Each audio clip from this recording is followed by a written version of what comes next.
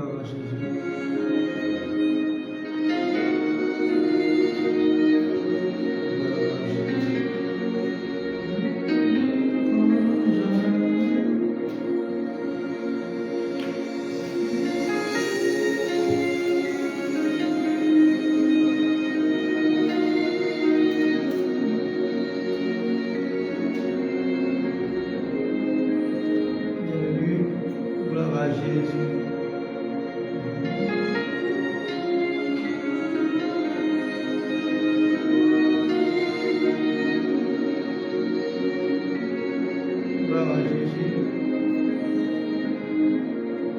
Bienvenue à toi mon frère, ma soeur.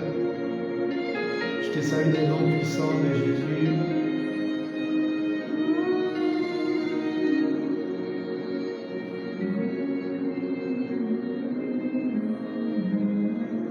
Bienvenue, bienvenue, j'espère que vous m'entendez bien.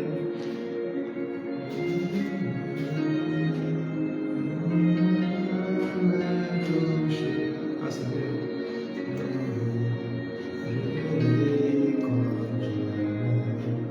Bienvenue à ce temps de rafraîchissement spirituel.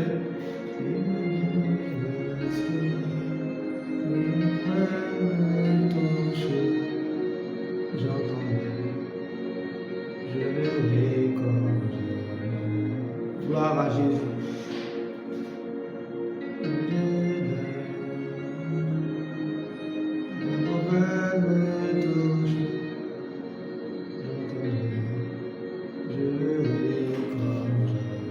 Gloire à Jésus, gloire à Jésus. Bienvenue à toutes et à tous. Nous sommes aujourd'hui le mardi 1er juillet 2025. Un jour merveilleux que le Seigneur a fait. Gloire à Jésus. Bienvenue, bienvenue. Donc hier on a eu un temps de prière. Et donc j'espère que tu as été touché par ce temps. Et je crois que le Seigneur est fidèle à sa parole et que ce mois de juillet sera pour toi un mois de manifestation de la grâce de Dieu. Amen. Donc nous allons aujourd'hui avoir notre temps d'enseignement autour du thème ce qui annule le mot jamais de Dieu.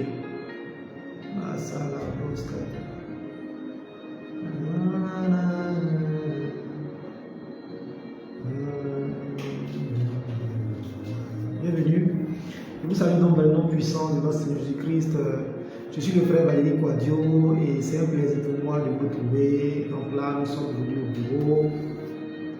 Donc, comme on l'a expliqué à plusieurs reprises, tout ce que nous faisons là s'inscrit dans une vision que le Seigneur nous a donnée à mon épouse et à moi. Il s'agit de répandre partout la connaissance de la parole de Dieu, de manifester la puissance de Dieu. Et donc cela s'inscrit dans un concept que nous avons appelé la clinique mobile du Seigneur. Et donc on a commencé cette œuvre depuis 2022, oui. Initialement par l'évangélisation dans les rues, achat et distribution gratuite de Bibles. Ensuite, tout doucement, le Seigneur a ajouté d'autres cordes à notre arc. On est passé à la phase d'enseignement sur Facebook. Et il y a également Mme Quadio qui fait des enseignements sur WhatsApp, donc une sorte d'école pour les femmes, c'est gratuit, tout à fait gratuit.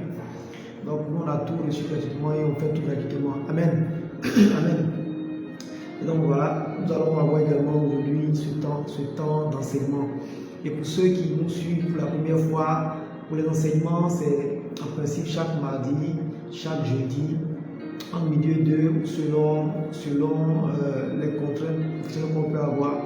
On peut les faire en début de soirée. Et il y a le temps de prière chaque vendredi à partir de 21h. Soirée, bénédiction et santé divine. C'est un temps de déclaration de prière. Et là, on vient avec la puissance de Dieu. Et pardon. Il y a également les prières de fin de mois que nous faisons comme on l'a fait hier. Les temps est traversé. Donc voilà. Donc c'est aussi des séminaires que nous sommes en train de préparer par la grâce de Dieu. Et voilà, n'hésitez pas à nous contacter si vous voulez qu'on puisse également partager ces choses avec vous, avec votre communauté, avec votre cercle d'amis. Pour les entreprises, nous avons au niveau du cabinet développé des modules sur tout ce qui est principe biblique pour le monde des affaires, tout ce qui est développement personnel, tirer vraiment des principes bibliques. Ces choses vont vous aider à aller de l'avant. Amen.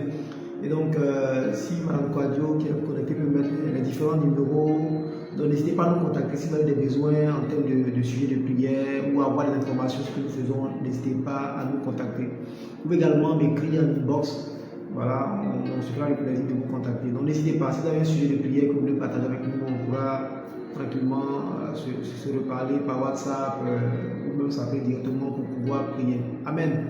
Soyez bénis. Alors donc aujourd'hui nous allons voir ce thème, c'est qui annule le mot jamais de Dieu. Amen. Et je prie pour que cet enseignement te donne d'aller en profondeur. Donc ce que nous faisons ici, comme on n'a pas assez de temps en général, maximum 40 minutes, maximum 40 minutes, 1 heure. Donc cela te permet d'avoir une base sur laquelle tu vas maintenant bâtir ta doctrine biblique par rapport au sujet que nous avons abordé. Et donc ne vous séparez jamais de votre Bible quand vous suivez nos enseignements parce que nous sommes toujours dans la parole de Dieu. Amen. Donc je prie pour que Seigneur tu puisses ouvrir les yeux spirituels de mes frères et sœurs. Comme le dit ta parole dans Éphésiens, Paul disait, je prie pour que le Seigneur vous donne un esprit de révélation et qu'il ouvre les yeux de vos cœurs, que l'esprit de révélation, que cet esprit soit votre maître, soit votre enseignant durant ce temps que nous allons passer ensemble. Je déclare que toute forme de barrière, de forteresse, de raisonnement qui vous empêche de recevoir pleinement la parole de Dieu que nous relâchons maintenant soit ôtée, renversée au nom puissant de Jésus. Amen. Alors, nous avons les différents numéros 05 80 96 71 34 71.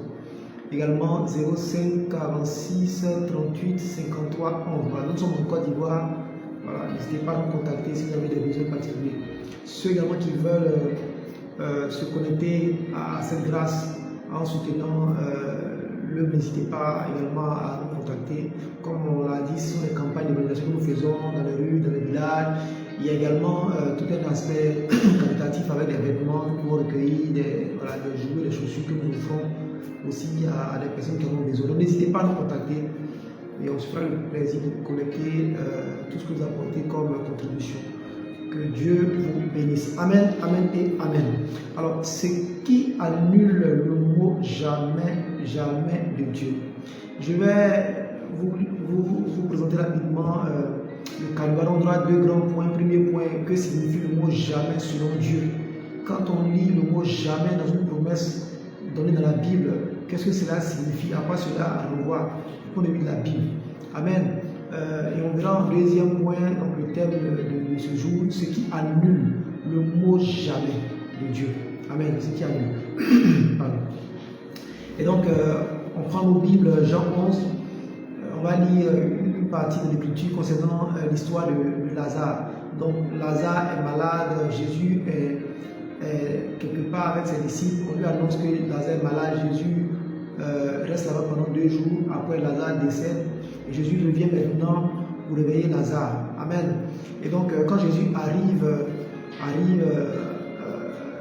au verset 17, la Bible nous dit, nous sommes dans Jean 11, verset 17, la Bible nous dit, Jésus étant arrivé, trouva que Lazare était déjà depuis 4 jours dans le sépulcre. Et comme Béthanie était près de Jérusalem, à 15 stades environ, beaucoup de Juifs étaient venus vers Marthe et Marie pour les consoler de la mort de leur frère. Verset 20. Lorsque Marthe apprit que Jésus arrivait, elle alla au-devant de lui, tandis que Marie se tenait assise à la maison.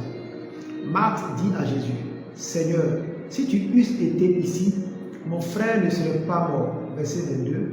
« Mais maintenant, même je sais que tout ce que tu demanderas à Dieu, Dieu te l'accordera. » Verset 23. Jésus lui dit, « Ton frère ressuscitera. » Verset 24. « Je sais, lui répondit Marthe, qu'il ressuscitera à la résurrection au dernier jour. » Verset 25. Jésus lui dit, « Je suis la résurrection et la vie. Celui qui croit en moi vivra, quand même il serait mort, et quiconque vit et croit en moi ne mourra jamais. Crois-tu cela? Verset 27. Elle lui dit, oui Seigneur, je crois que tu es le Christ, le Fils de Dieu, qui devait venir dans le monde. Donc je vais m'arrêter à ce passage. Donc Jésus dit, je suis la résurrection et la vie. Celui qui croit en moi vivra quand même il serait mort. Et quiconque vit et croit en moi ne mourra jamais. Dis, je ne mourrai jamais. Amen. Donc voici une promesse forte, puissante que le Seigneur fait. Et ici, quand on parle de mort, il faut voir la mort dans toutes ses formes. La mort physique, la maladie, des problèmes financiers, des problèmes dans vos business, dans votre foyer, dans la vie de vos enfants, dans vos relations, dans tout ce qui ne donne pas l'odeur de la vie. Amen. Donc Jésus nous fait une promesse ici très puissante. Il dit, quiconque vit et croit en moi ne mourra jamais. Amen. Et donc du coup, on peut se demander, mais pourquoi nous, enfants de Dieu qui croyons en Jésus-Christ, on peut expérimenter la mort dans toutes ses formes. Amen. Amen. Alors, il y a d'autres promesses que nous pouvons trouver dans la Bible. La Bible dit par exemple dans Jean 6, verset 35, Jésus leur dit, c'est moi qui suis le pain de la vie. Celui qui vient à moi n'aura jamais faim et celui qui croit en moi n'aura jamais soif. Voici encore une promesse. Jamais faim, jamais soif de quoi que ce soit. Proverbe 10, verset 30. Le juste ne chancellera jamais, mais les méchants n'habiteront pas le pays. Mais souvent, c'est l'inverse qu'on peut voir. Donc, une question, pourquoi est-ce que nous, on n'expérimente pas le jamais de Dieu? Psaume 71, verset 1. Éternel, je cherche en toi mon refuge, que jamais je ne sois confondu. Mais la confusion peut régner dans nos vies. Ainsi de suite. Donc, on a plusieurs passages comme ça. Amen. Alors, que signifie le mot jamais selon la Bible? Quand nous lisons jamais dans une promesse que Dieu fait, à quoi cela renvoie? Qu'est-ce qu'on doit comprendre par cela? Alors, lorsqu'on voit le mot jamais, jamais dans une promesse, dans une parole donnée par le Seigneur Jésus-Christ ou par Dieu, on doit comprendre simplement que Dieu est fidèle. Amen. Le mot jamais simplement dit que Dieu nous dit qu'il est fidèle et qu'il honore toujours sa parole. Il a dit, ma parole ne revient jamais à moi sans avoir accompli ce pourquoi elle a été relâchée. Donc le mot jamais doit te faire comprendre que le Seigneur est fidèle. Il accomplit toujours ses promesses. C'est un fait. C'est un fait. Amen. Alors, et cela va se faire à deux conditions. Je cite deux conditions minimum qui pour moi renferment vraiment l'ensemble des autres sous-points. Deux conditions pour que tu puisses expérimenter ce jamais de Dieu. Deux conditions. Première chose, il faut avoir la foi. Il faut avoir la foi. La foi. Amen. Frères et sœurs, quand nous lisons Hébreux 11, verset 1 à 3, la Bible nous dit que la foi est une ferme assurance des choses qu'on espère, une démonstration de celles qu'on ne voit pas. Je vais vous lire cela dans la version parole de vie. Dans la version parole de vie, laissez-moi vous lire cela rapidement. Seigneur, merci pour ta parole qui transforme aujourd'hui les personnes. Alors, la Bible nous dit dans Hébreux 11, dans la version parole de vie, elle nous dit, croire en Dieu, c'est une façon de posséder déjà les biens qu'on espère. C'est être persuadé que les choses qu'on ne voit pas existent vraiment. Vous voyez comment c'est puissant? Donc, avoir la foi, c'est d'abord le fait. C'est une façon d'avoir déjà en main ce qu'on espère. Donc, c'est une façon de posséder. Donc, la foi, c'est une forme de possession déjà de quelque chose qu'on espère.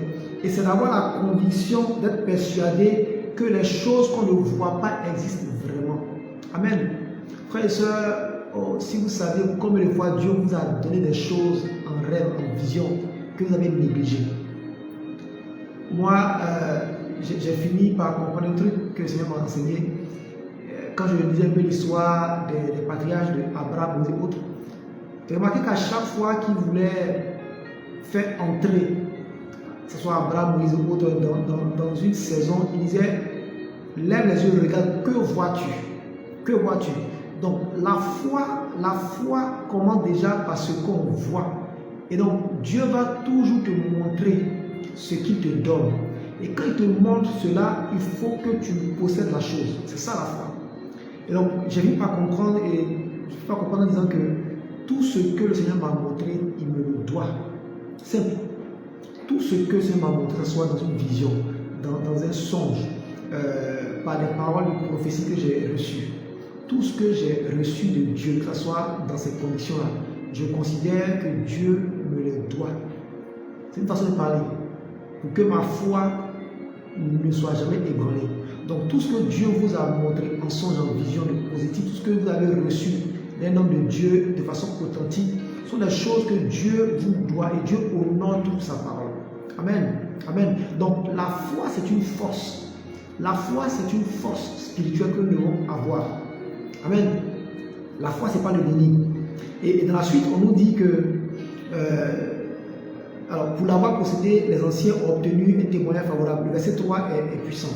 C'est par la foi que nous reconnaissons que le monde a été formé par la parole de Dieu, en sorte que ce qu'on voit n'a pas été fait de choses visibles.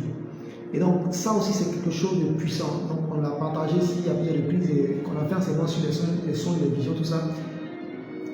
Votre journée ne commence pas à 6 heures. Votre journée commence déjà pendant la nuit. Elle se prépare par des choses que Dieu vous montre, par les combats que vous devez mener pendant la nuit. C'est comme ça que la journée se prépare. Et donc lorsqu'on commence la journée, ce n'est que le reflet, le miroir de ce qui a déjà été fait spirituellement. Amen. Les problèmes que vous avez aujourd'hui sont des problèmes qui existent dans le monde spirituel que vous n'avez pas encore traités. Les difficultés que vous avez aujourd'hui sont des difficultés qui sont manifestées spirituellement que vous n'avez pas encore traitées. Amen. Et donc, dans la version parole de vie, on nous dit, quand on donne nos ancêtres en exemple, c'est à cause de leur foi. Verset 3, nous croyons en Dieu, alors nous comprenons que sa parole a créé le monde.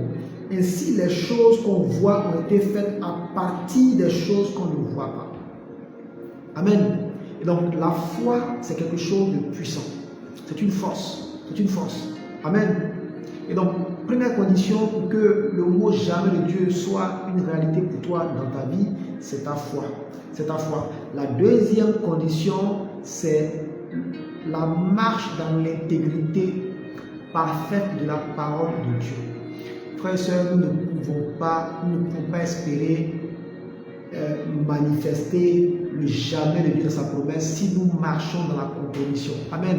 Et alors, le mot intégrité, lorsque nous prenons dans le lexique Strong en hébreu, on nous dit, cela signifie en autres la perfection, quelque chose qui est parfait, un état complet, l'abondance, l'innocence, la simplicité. Amen. Cela signifie quelque chose qui est pur, qui est simple, sincère. Amen. Quelque chose qui est innocent, qui est plein. Ouais. Donc, marcher dans l'intégrité de la parole de Dieu va vous demander de marcher déjà dans la simplicité de la parole de Dieu. La parole de Dieu n'est pas compliquée. Ne cherchons pas à la compliquer, elle est simple. Donc, si nous voulons que le mot jamais soit une réalité, on doit faire quoi? On doit marcher dans la simplicité de la parole de Dieu. On doit faire en sorte qu'il n'y ait rien de corrompu dans nos vies. Amen. Amen. Sortons de ces pensées du monde qui disent que personne n'est parfait. Mon frère, ma soeur, si tu te laisses conduire par le Saint-Esprit, la Bible nous dit dans l'Épître aux Romains qu'il est celui-là qui peut vaincre le péché. Donc si nous marchons dans les voies du Seigneur par l'aide du Saint-Esprit, on peut arriver à une vie sans péché. D'ailleurs, le péché, la définition du péché, c'est le fait de ne pas croire en Jésus. Donc quand on est chrétien, on ne pêche plus. Donc on peut avoir des œuvres mortes. Voilà. Des œuvres mortes. Donc ça aussi, c'est une doctrine qu'il faut avoir par rapport au péché. Ça va t'éviter, par exemple, de t'éloigner de Dieu lorsque tu chutes. Non, tu ne commets plus de péché quand tu es chrétien, parce que si tu devrais voir que le Seigneur a payé pour tous tes péchés, donc dès lors que tu l'acceptes, il n'y a plus de péché. C'est logique. Mais après, ta chair étant faible, ton intelligence ne t'a pas encore renouvelé, tu peux avoir ce qu'on appelle les œuvres mortes, les œuvres de la chair, comme vous le voyez dans Galates 5. Amen. Et donc, voici deux conditions essentielles qui vont te permettre en fait d'expérimenter, de manifester les promesses de Dieu dans ta vie au quotidien. Donc, qu'est-ce qui annule le mot jamais de Dieu? Donc, avec ces deux éléments que nous avons abordés, on a les réponses. La première chose qui annule le mot jamais de Dieu dans cette promesse, c'est l'incrédulité. Amen. Frères et sœurs, le mot incrédulité, je peux te donner juste une image. On est d'accord que la foi, c'est une force qui permet de faire quoi? De posséder quelque chose que Dieu nous donne. C'est de récupérer déjà dans le monde spirituel tout ce que nous demandons à Dieu, parce que Dieu nous répond toujours de façon favorable quand nous demandons des choses qui sont dans sa volonté. Amen. Et donc, la foi, c'est le fait de comprendre que ce que nous avons ici sur cette terre est tiré des choses qui sont invisibles, des choses qui sont spirituelles. Amen. Et donc, l'incrédulité, ce n'est pas le manque de foi. Amen. L'incrédulité, très souvent, on dit l'incrédulité, c'est le manque de foi. Non. Dit comme ça, c'est pas juste. C'est pas juste. On n'est pas complet dans la réponse. L'incrédulité, si la foi est une force, alors, dans le domaine spirituel, les choses se combattent par nature. Amen. Donc, si la foi est une force qui va chercher quelque chose, l'incrédulité sera une force qui s'oppose à la foi. L'incrédulité n'est pas le manque de foi, dit comme ça, n'est pas complet. L'incrédulité est une force opposée à la foi. C'est une force qui va s'opposer à la foi. C'est une force qui va empêcher, votre foi de saisir quelque chose. C'est une force qui va se mettre entre votre foi et ce que vous voulez capter. Amen. Et donc, lorsque nous manifestons l'incrédulité, ne disons pas que nous avons perdu la foi. Dit comme ça, c'est pas juste. Amen. Amen. Déjà, lorsque nous acceptons le Seigneur Jésus-Christ, nous recevons tous la même dose de foi. C'est pourquoi? Parce que nous recevons le Saint-Esprit. Et le Saint-Esprit est le même. Il n'y a pas de petit, il n'y a pas de grand Saint-Esprit.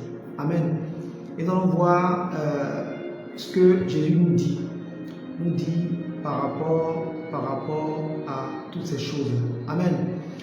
Et donc, le deuxième élément qui annule le mot jamais de Dieu, vous pouvez le deviner, c'est le fait de marcher hors des voies de Dieu, de marcher de façon légère. Amen. Donc, sur le premier point, c'est concerne l'incrédulité, qui est finalement une force qui s'oppose à notre foi. Amen. C'est pas que votre foi est au tiers de la bouteille et que l'incrédulité doit pouvoir diminuer pour que votre foi puisse en fait remplir. Non. Votre foi est la même, mais votre foi c'est comme un muscle qui se fortifie, il se bâtit. Amen. Pourquoi? Pour pouvoir chasser l'opposition qui est l'incrédulité. Amen. Alors, lorsqu'on parle d'incrédulité, quand nous lisons la Bible, on peut identifier 3 formes d'incrédulité. Amen. Alors, il y a, je vais vous lire un premier passage sur la basket. Alors, dans Osée chapitre 4, alors très souvent on aime citer ce passage Osée 4, verset 6, qui dit mon peuple est détruit parce qu'il manque de la connaissance. Amen. Alors, ce passage, il faut l'inscrire dans son contexte. Amen. Il ne s'agit pas d'une absence de connaissance. Je vais vous lire le verset 1 pour que vous compreniez. Donc le Seigneur est en train de parler aux sacrificateurs, à ceux qui sont censés enseigner le peuple. Il dit, écoutez la parole de l'Éternel, enfants d'Israël, car l'Éternel a un procès avec les habitants du pays, parce qu'il n'y a point de vérité, point de miséricorde, point de connaissance de Dieu dans le pays. Il n'y a que parjure et mensonge, assassinat, vol et adultère. On use de violence, on commet meurtre sur meurtre. C'est pourquoi le pays sera dans le deuil. Tous ceux qui l'habiteront seront languissants, et avec eux les bêtes des champs et les oiseaux du ciel. Même les poissons de la mer disparaîtront. Verset 4. Mais que nul ne conteste, que nul ne se livre au reproche, car ton peuple est comme ceux qui disputent avec les sacrificateurs. Tu tomberas de jour. Le prophète avec toi tombera de nuit, et je détruirai ta mère. Mon peuple est détruit parce qu'il lui manque la connaissance. Suivez bien la suite. Puisque tu as rejeté la connaissance, je te rejetterai et tu seras dépouillé de mon sacerdoce. Puisque tu as oublié la foi de ton Dieu, j'oublierai aussi tes enfants. Amen. Après, quand on voit qu'il va dire qu'un esprit de prostitution s'est répandu sur le pays, et ainsi de suite. Donc ici, le manque de connaissance dont il s'agit ici, c'est le fait qu'on ait reçu la connaissance et qu'on la rejette parce qu'on est attiré par d'autres choses. Donc, alors, la première forme d'incrédulité, c'est ce qui naît des mauvais enseignements, des mauvaises doctrines. Parce que là, on voit le peuple qui est trompé, le peuple qui commence à faire autre chose, le peuple qui commence à se tourner vers d'autres faux dieux, qui commence à diluer la parole de Dieu, à rejeter la vérité. Donc, la première forme d'incrédulité, c'est ce qui naît du fait qu'on commence à diluer la vérité de la parole de Dieu. Amen. Donc les fausses doctrines. Et cela peut créer en nous l'incrédulité. Amen. Amen. Et alors, par exemple, c'est le fait par exemple, de croire que Dieu peut nous rendre malades ou Dieu peut nous envoyer quelque chose, un malheur pour nous enseigner. Ça, c'est une doctrine qui ne correspond pas au cœur de Dieu. Amen. Amen. Nous sommes dans une alliance avec le Seigneur par le sang de Jésus-Christ. Si nous reconnaissons que Jésus a payé pour toutes nos fautes, passées, présentes et futures, on doit pouvoir enlever ce type de doctrine de notre mentalité. Amen. Une autre doctrine, c'est de penser qu'on peut porter la maladie des autres et que cela plaît à Dieu, que cela nous élève à un rang. Cela également n'est pas biblique. Amen. Ce n'est pas biblique. Donc, voici alors une autre doctrine.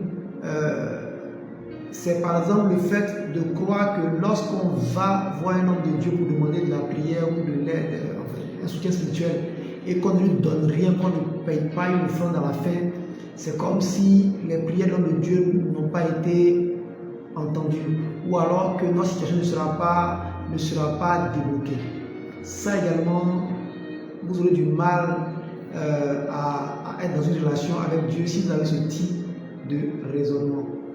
Une autre doctrine qu'on peut avoir qui n'est pas en phase avec le cœur de Dieu, c'est de croire par exemple qu'on peut faire une offrande pour que nos péchés soient pardonnés. Ça également, quand vous prenez dans Hébreu, c'est bien dit clairement qu'il n'y a plus d'offrande pour le péché. Amen. Autre chose encore, c'est de croire qu'on peut corrompre Dieu en griffe. Plus on donne de l'argent à Dieu, Dieu nous bénit. Ça également, on aura du mal à avoir une relation avec le Seigneur si on croit à ce type de doctrine. Amen. Donner à Dieu, c'est d'abord un acte de foi parce qu'on reconnaît qu'il est la source. Et donc, quand on reçoit, on vient donner une partie, on vient s'aimer encore une partie pour recevoir plus, c'est simple. Donc c'est juste le fait de reconnaître que Dieu est notre source, mais ce n'est pas du marchandage. Amen. Donc c'est ce que j'appelle vraiment l'incrédulité qui naît en fait de la mauvaise compréhension de la Bible. Amen. Et cela peut nous empêcher, cela peut annuler le mot jamais. Parce que Dieu dit qu'on ne sera jamais confondu et nous, on se souvient qu'il y a quelques jours, on a fait quelque chose de mauvais. On se dit, mais à cause de ça, Dieu va forcément nous punir. Et donc cette promesse n'est plus pour moi. Non, frères et sœurs, Christ a déjà payé pour la croix. Amen. Deuxième type d'incrédulité qu'on peut avoir. Alors, je vous lis rapidement. Je vous lis un passage tiré de Matthieu 17. Donc, alors, le premier type d'incrédulité que je viens d'évoquer, tout ce qui est mauvaise doctrine, se règle simplement par la connaissance de la parole de Dieu. Donc il faut lire la parole de Dieu, il faut renouveler votre intelligence. C'est comme ça qu'on arrive à vaincre ce type d'incrédulité qui naît d'une mauvaise compréhension, d'une mauvaise doctrine.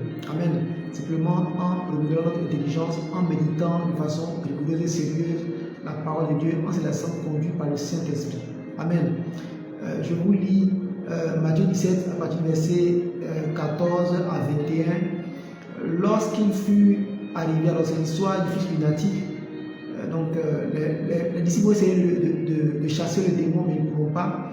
La Bible nous dit, verset 14, Matthieu 17, lorsqu'il fut arrivé près de la foule, un homme vint se jeter à genoux devant Jésus et dit, Seigneur, aie pitié de mon fils qui est lunatique et qui souffre cruellement. Il tombe souvent dans le feu et souvent dans l'eau. Je l'ai amené à des disciples et ils n'ont pas pu le guérir. Donc c'est un peu comme l'épilepsie.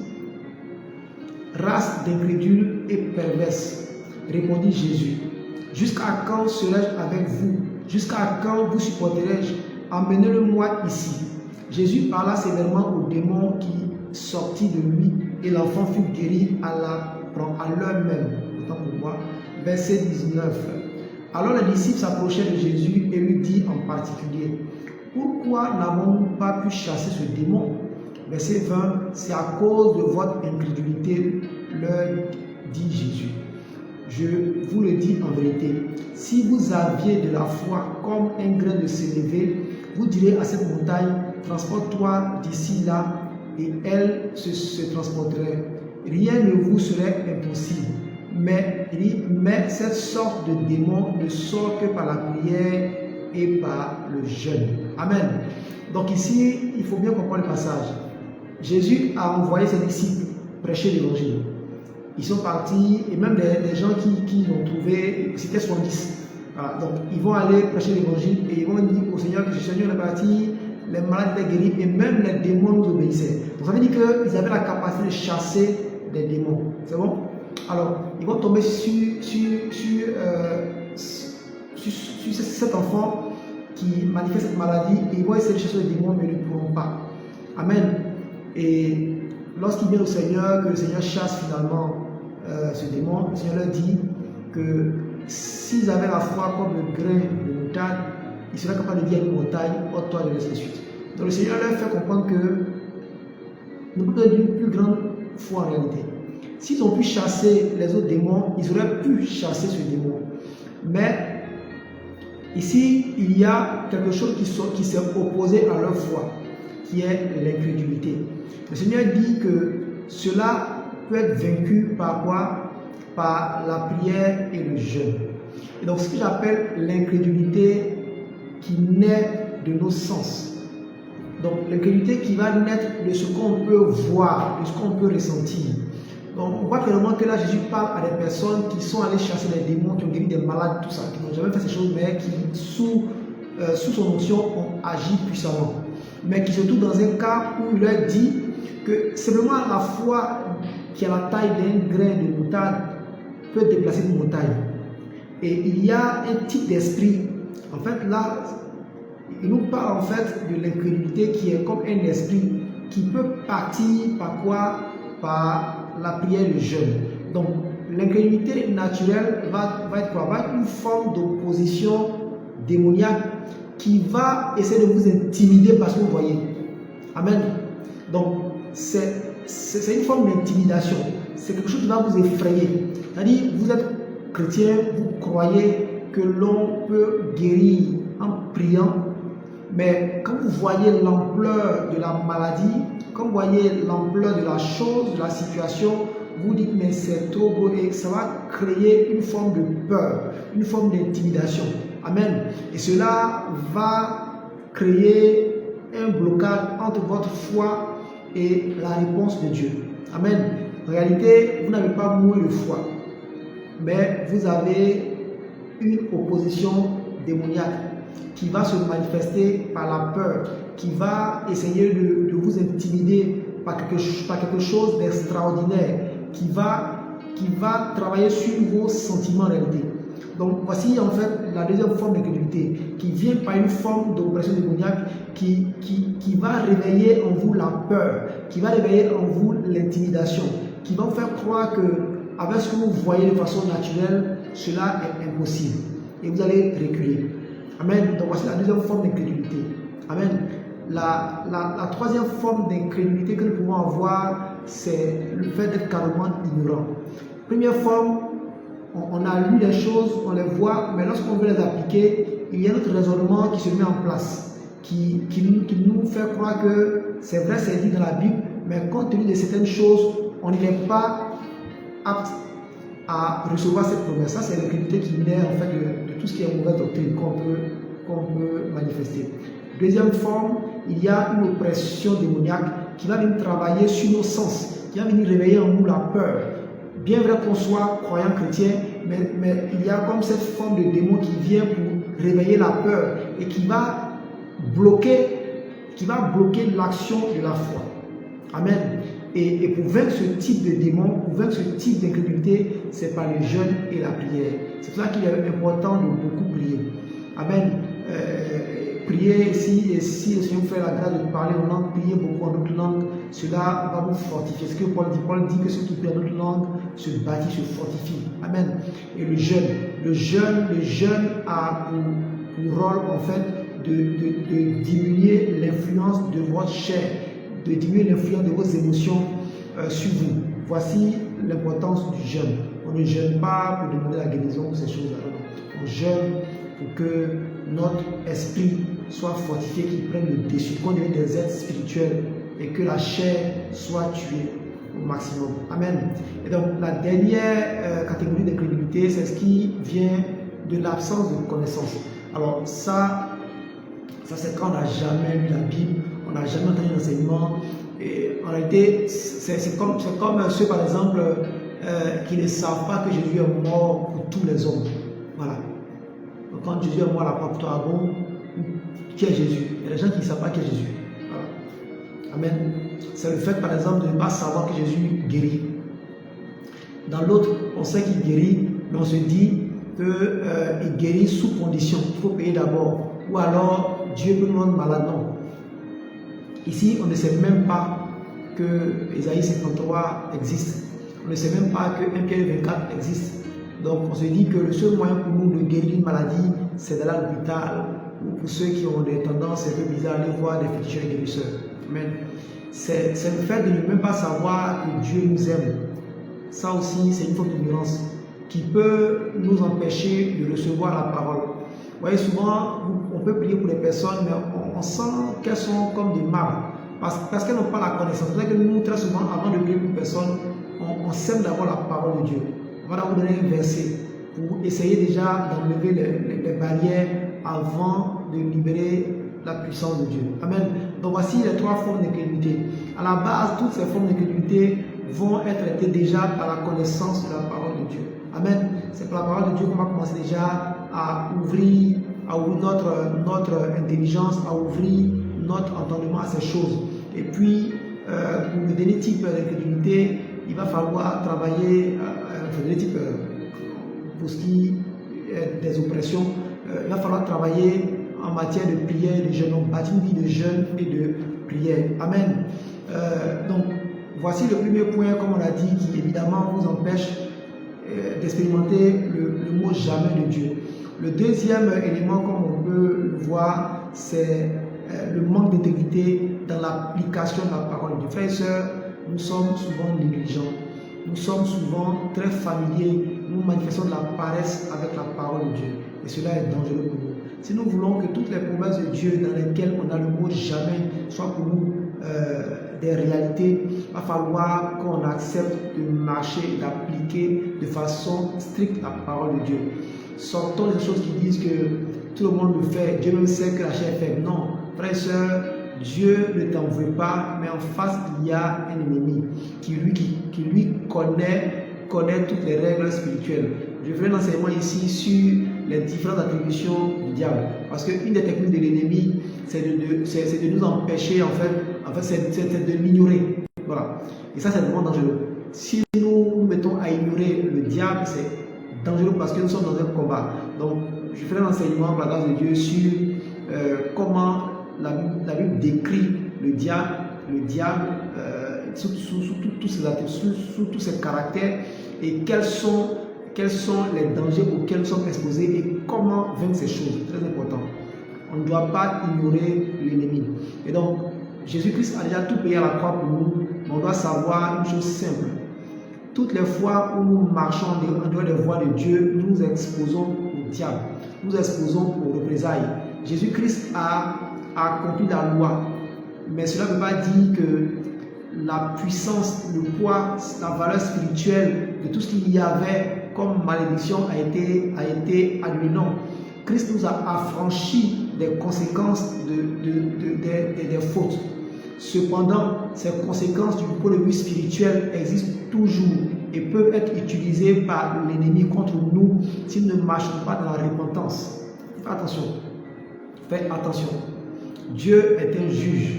Ça aussi, il faut le savoir. C'est un père, mais c'est également un juge. Et donc, il est fidèle à sa parole. Si nous vivons dans le désordre, nous allons récolter ces choses. Amen. Faites attention. Alors, donc ici, qu'est-ce qu'on peut avoir comme élément pour appuyer ce que je suis en train de partager?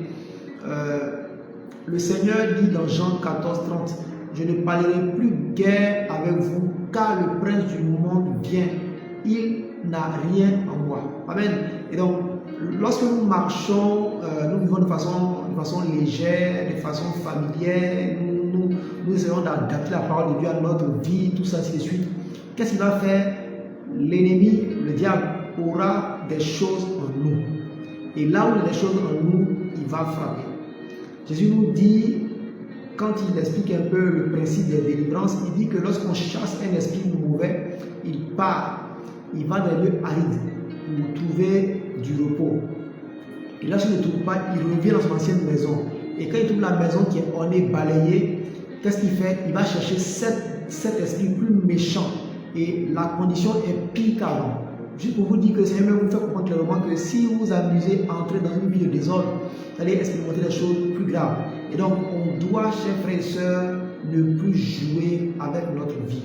On doit cultiver cette vie où nous marchons dans la sanctification, où nous sommes rigoureux dans notre marche avec le Seigneur, où nous ne tolérons pas des choses impures dans nos vies, où nous ne devenons pas familiers avec des choses. Très important. Amen. Et c'est quelque chose de puissant parce que quand nous avons des problèmes, on espère que Dieu nous délivre. Mais Dieu ne pourra pas agir si l'ennemi a des choses en vous. Amen. C'est pour ça que la repentance est importante.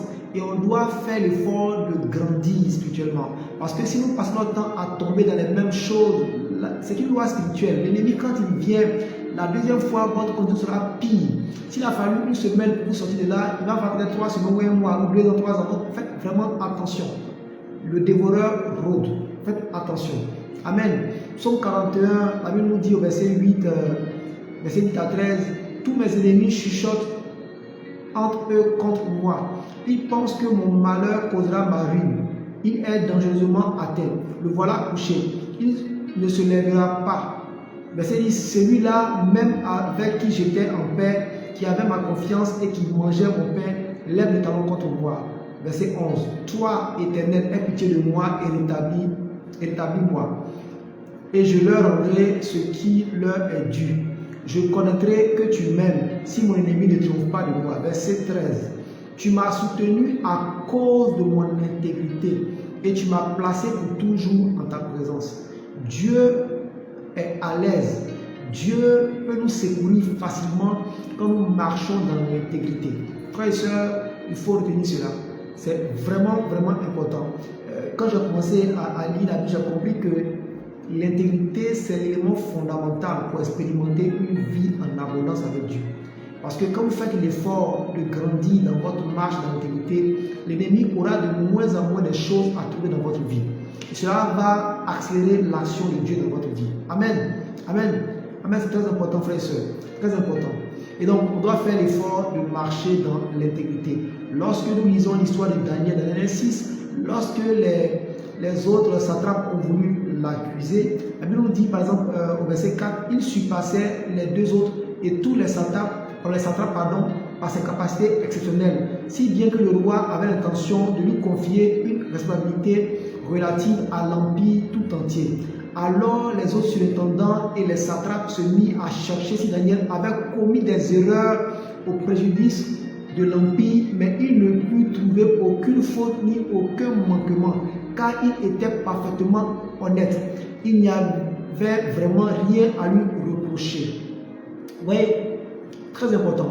L'ennemi va tout chercher là où il y a la faille, là où vous avez été négligent, là où vous avez été dans la corruption, dans la corruption. Et si vous vous amusez à demeurer dans ces voies, vous allez annuler le mot jamais de Dieu. Là où il a dit que vous ne serez jamais confondus, vous allez expérimenter la confusion parce que vous marchez hors de ces voies. Amen. Et lorsque il va être jeté dans la fosse au lion Daniel, lorsque le roi va le matin venir, le roi il va l'appeler, qui va répondre, il nous dit à verset 20, dès les premières lueurs de l'aube, le roi se leva et se rendit en hâte à la fosse au lion. Tandis qu'il en approchait, il appela Daniel d'une voix affligée.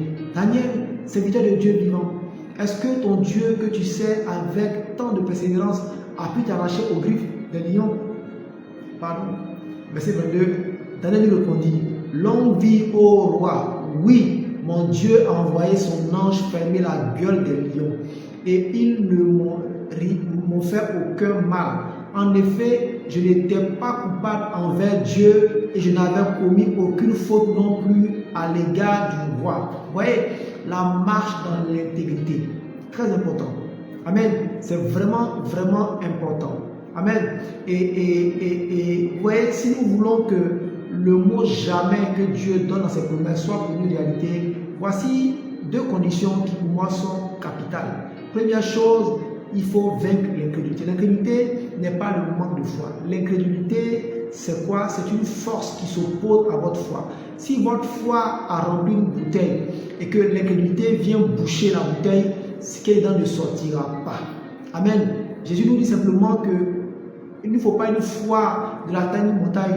Il faut la foi de la taille d'un grain de moutarde. Un grain de moutarde pour déplacer une montagne. Amen. Donc, il ne te faut pas plus de foi, mais il te faut moins d'incrédulité. Amen. Il te faut moins d'incrédulité. Ta foi, à ce niveau, elle est suffisante pour déplacer une montagne. Ce qu'il te faut maintenant, c'est de la fortifier, de la bâtir. Par quoi? Par la méditation de la parole de Dieu, par le jeûne, la prière. Amen. Et deuxième élément qu'on a vu également, c'est la marche dans l'intégrité. Parce que si nous marchons en dehors des voies de Dieu, il va avoir beaucoup de dégâts. Jacques 4, verset 7 nous dit, soumettez-vous donc à Dieu, résistez au diable et il fuira loin de vous. Amen. Frères et sœurs, soumettons à Dieu par la marche dans l'intégrité. Résistons au diable par quoi? Par la foi, en étant sûr que notre Dieu répond toujours. Amen. Et donc aujourd'hui, si tu expérimentes des difficultés dans ta vie, peu importe le domaine, si la promesse jamais n'a pas été une réalité pour toi jusqu'à maintenant dans un domaine de ta vie, deux questions au moins à te poser. Est-ce que tu manifestes de l'incrédulité dans ce domaine? Si tu as du mal à être stable dans un domaine de ta vie, première question, est-ce que par rapport à ce domaine, est-ce que par rapport au domaine du mariage, est-ce que je manifeste de l'incrédulité au point de vouloir moi-même trouver une solution au problème, au point d'aller ça et là? Est-ce que dans le domaine des finances, je manifeste l'incrédulité au point de vouloir m'enrichir rapidement?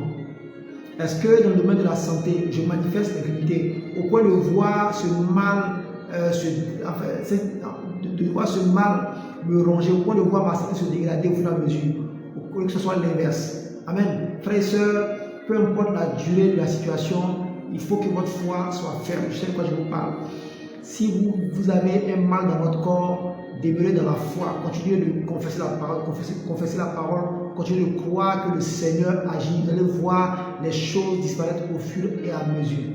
Amen. Si vous avez une situation qui est compliquée, qui est humiliante, demeurez dans la foi, demeurez ferme, attaché à la parole de Dieu. Donc, première chose, est-ce qu'il y a une forme d'incrédulité qui est manifestée dans ce domaine? Soit parce que vous n'avez pas encore trouvé la réponse de la Bible par rapport à la situation, donc c'est l'incrédulité due à l'ignorance. Est-ce que c'est parce que vous avez reçu un enseignement, vous avez cru à des choses qui sont des blocages pour vous? Dans ce cas, il faut repartir dans la Bible et parcourir vraiment toute la Bible. Amen. Le Nouveau Testament pour voir quelle est la doctrine biblique du point de vue de la nouvelle alliance par rapport à la situation. Ou alors, est-ce qu'il y a encore votre chair, vos émotions qui vous dominent? Dans ce cas, il faut entrer dans un temps de jeûne et de prière pour que cette oppression démoniaque qui crée en vous la peur, oui, tu as peur d'entreprendre parce que quelque chose te dit que tu vas échouer. Tu as peur d'aller dans cette direction parce qu'il y a encore cet esprit, ce démon qui te dit non, tu vas échouer, tu n'es pas digne de ces choses-là. Va dans le jeûne, dans la prière et élimine cette oppression pour que tu puisses entrer pleinement. Donc, première question, est-ce qu'il y a une forme d'incrédulité que tu manifestes dans ce domaine sans le savoir? Deuxième question que tu dois te poser, est-ce que tu as ouvert la porte à l'ennemi de façon volontaire ou involontaire dans un domaine? Est-ce que par rapport aux finances, tu as ouvert la porte à l'ennemi sans le savoir? Est-ce que tu es fidèle dans tes dîmes, tes offrandes? Est-ce que tu es partenaire avec Dieu par rapport à l'avancement du royaume des cieux? Est-ce que tu subviens aux besoins des orphelins? Est-ce que tu marches dans la corruption? Parce que la Bible dit, celui qui se presse à s'enrichir va s'appauvrir. Est-ce que tu amasses des richesses injustes? Amen. Est-ce que tu es fidèle dans la gestion des choses que le Seigneur t'a confiées? Voici beaucoup de questions que tu dois te poser, mon frère, ma soeur, pour que tu ne puisses pas annuler cette promesse du jamais, jamais, jamais de Dieu. Amen. Et je veux prier pour toi afin que cela soit pour toi une réalité, que tu puisses développer une doctrine biblique par rapport à chaque domaine de ta vie. Amen. Le Seigneur dit dans sa parole que celui qui croit en lui ne mourra jamais. Je décrète maintenant sur la base de cette parole que durant ce mois de jeûne, toutes les choses que tu feras basées sur la parole de Dieu, ces choses ne mourront jamais au nom puissant de Jésus. Je déclare pour toi qui restes attaché au Seigneur parce que tu marches dans ses voies, que la mort s'éloigne de toi au nom puissant de Jésus. Que la mort sur toutes ses formes s'éloigne de ta vie au nom puissant de Jésus. Il dit dans Romains 10, verset 11, celui qui croit en lui ne sera jamais couvert de honte. Je déclare sur la base de cette parole que la honte ne soit jamais ton partage tant que tu marcheras dans les voies de Dieu et que tu marcheras par la foi au nom puissant de Jésus. Et j'annule tout plan d'humiliation qui a été programmé sur ta vie au nom puissant de Jésus. Et la parole déclare dans le psaume 71, verset 1, Éternel, je cherche en toi mon refuge, que jamais je ne sois confondu. Je déclare que le Seigneur soit pour toi et toujours un refuge face aux situations que tu affrontes au nom puissant de Jésus. Que la confusion ne soit jamais ton partage au nom puissant de Jésus. Amen. Il dit encore dans le psaume 37, verset 18, l'Éternel connaît les jours des hommes intègres et leur héritage dure à jamais. Oh, je déclare que toutes les choses que tu as acquises dans l'intégrité, soient des choses durables au nom puissant de Jésus. Que jamais une personne qui marche dans la corruption n'ait la victoire sur toi au nom puissant de Jésus. Je déclare que si tu es engagé ces temps-ci dans une contestation, un procès de façon injuste, si tu es engagé dans une compétition où des gens travaillent à éliminer ton dossier, en marchant dans la corruption. Que cette parole du Seigneur soit ton partage au nom puissant de Jésus. Oui, que tout ce que tu auras acquis par l'intégrité due à jamais. Au verset 19, il dit, ils ne sont pas confondus au temps du malheur et ils sont rassasiés au jour de la famine. Je déclare que peu importe les saisons dans ton pays, dans ta nation, qu'il y ait des saisons d'abondance et de famine, que tu sois toujours rassasié au nom puissant de Jésus.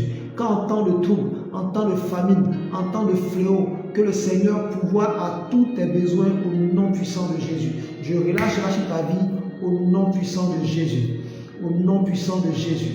Au nom puissant de Jésus. Dans le psaume 46, verset 2, la Bible dit, Dieu est pour nous un refuge et un appui, un secours qui ne manque jamais dans la détresse. Je déclare que le secours de Dieu ne te manque jamais dans la détresse au nom puissant de Jésus. Tant que tu marcheras dans ses voies, dans l'intégrité, tant que tu vivras par la foi, je déclare que son secours ne te manque jamais.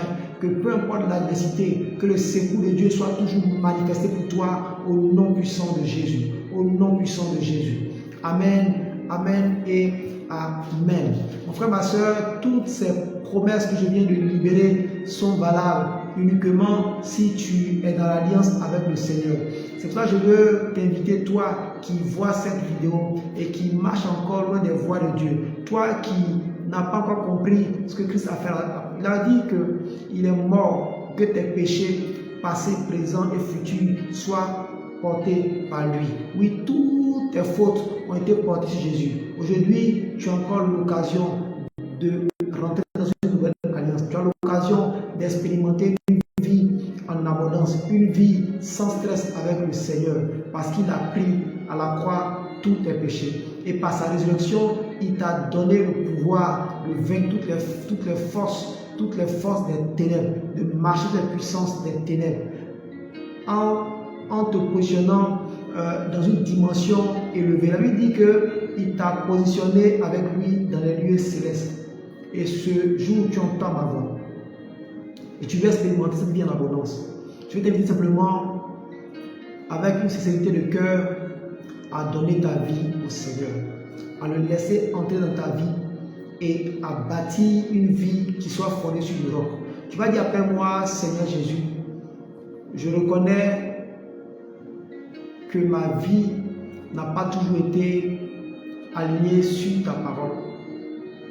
Et que longtemps, par cette façon de vivre, j'ai ouvert la porte à la destruction, à la mort, à l'ennemi. Seigneur, ta parole me dit que tu es mort à la croix pour mes péchés. Seigneur, je reçois cette parole et je reconnais que tu es mort à la croix, que tu as payé pour tous mes péchés. Je reconnais, Seigneur, que tu es mon sauveur et je t'accepte comme mon sauveur et comme mon Seigneur. Que ton Esprit Saint prenne le contrôle de ma vie. Dirige-moi dans les sentiers de la justice. Que ma vie ne soit plus jamais comme avant. Au nom puissant de Jésus. Amen. Frère, ma soeur, si tu as fait cette prière, le Seigneur, si tu l'as fait de façon sincère, le Seigneur est entré dans ta vie. Je vais t'inviter simplement à trouver une communauté où l'on t'enseigne que Christ est mort à la croix pour toi, il a payé pour toutes tes fautes et qu'il n'y a plus d'offrande à faire pour qu'un péché te soit pardonné. Une communauté où on t'enseigne que Christ baptise, il donne le Saint-Esprit. Une communauté où on t'enseigne que le Seigneur guérit, il restaure. Une communauté où on t'enseigne à marcher selon la parole de Dieu. Une communauté où on t'enseigne à marcher dans la sanctification et à te préparer au retour du Seigneur, car Christ revient bientôt. Amen. D'ici là, je te souhaite d'expérimenter une vie en abondance. Et je crois que toi, avec cette prière, tu vas trouver une communauté où tu vas grandir avec le Seigneur. Sois béni. Et je prie pour que votre vie, durant ce mois de juillet, soit remplie d'abondance, de témoignages, que le Seigneur vous donne de goûter au lait, au miel. Que ce soit pour vous une saison de grâce et de faveur. Que cela soit votre partage au nom puissant de Jésus. Amen, amen. Bon appétit pour certains, bonne reprise pour ceux qui sont au travail. Que Dieu vous bénisse et rendez-vous le jeudi pour un autre temps d'enseignement. Que Dieu vous garde. N'hésitez pas à nous contacter sur les numéros que nous avons partagés pour que nous puissions soutenir également. Que Dieu vous bénisse. Au nom puissant de Jésus. Amen, amen et amen.